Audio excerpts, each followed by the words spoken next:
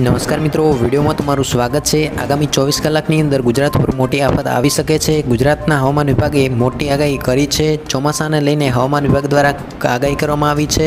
આ ઉપરાંત કયા કયા વિસ્તારની અંદર વરસાદ પડશે તે પણ માહિતી આજના વિડીયોમાં મેળવીશું। તો મિત્રો, ગાંધીનગર રાજ્યમાં મેઘરાજાની સવારી આગામી 48 કલાકમાં ગુજરાતમાં આવી પહોંચે તેવી શક્યતા છે અને મહારાષ્ટ્રમાં ચોમાસાનું વિધિવત આગમન થઈ ચૂક્યું છે અને હવે ગુજરાતમાં મેઘરાજાની પધરામણી થવાની ઘડીઓ ગણાઈ રહી છે। આગામી 48 કલાકમાં દક્ષિણ ગુજરાતમાં ચોમાસાનું આગમન થશે અને આગામી 7 દિવસની અંદર ગુજરાતમાં મોટા ભાગના વિસ્તારોમાં ચોમાસાનો વિધિવત પ્રારંભ થાય તેવી હવામાન વિભાગ દ્વારા આગાહી કરવામાં આવી છે।